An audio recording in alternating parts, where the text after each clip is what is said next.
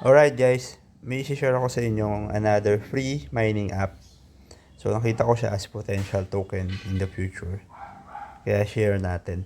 So punta ka lang sa Play Store kung Android and then App Store kung iPhone. Search mo lang CPEN Network. Install mo and then open mo after installation. Ayan. Then register tayo. So don't make fake account. You could lose all your coins.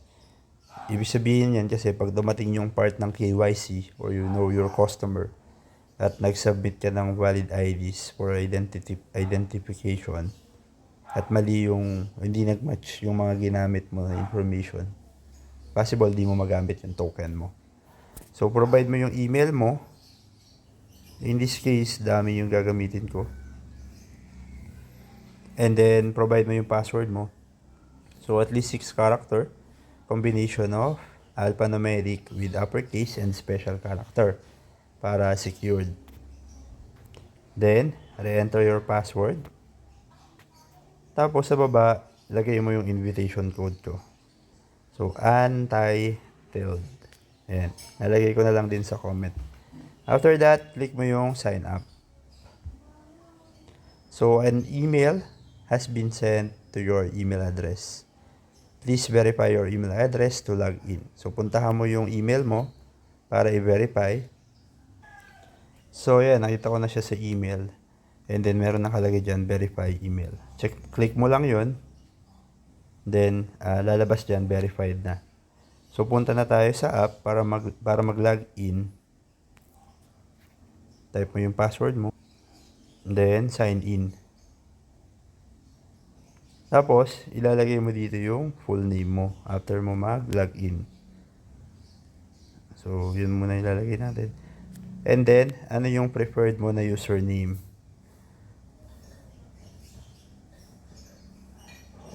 So, ito yung username na ibibigay mo dun sa mga i-invite mo sa CPEN network para pumasok sila sa circle mo. Okay, click natin yung continue.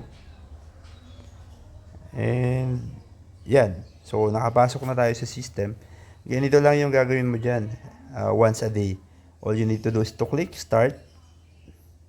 And makikita nyo, activated na yung 24 hours mining session dito sa left side. Babalikan mo lang siya. I guess, pwede mo naman i-extend yung mining session after 12 hours. Makikita mo tong smiling face sa gitna. Mag-orange yan. Ibig sabihin, pwede mo nang i-extend. So, that's an option na lang. Pero yung mining session will end after 24 hours. Meaning once a day. So, kita nyo, no? Hindi nyo naman kailangan mag-login from time to time. Every time i-open mo yan, click mo lang tong smiley face.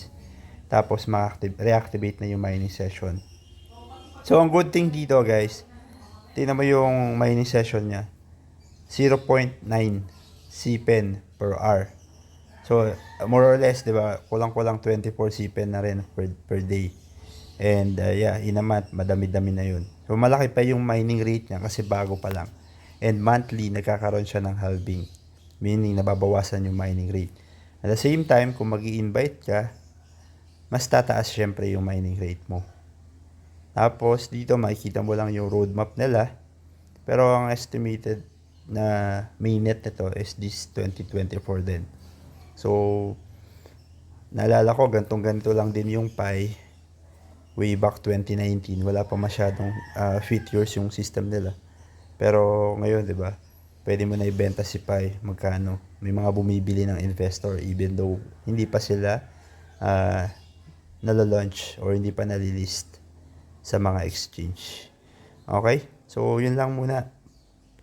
Please do subscribe and thank you.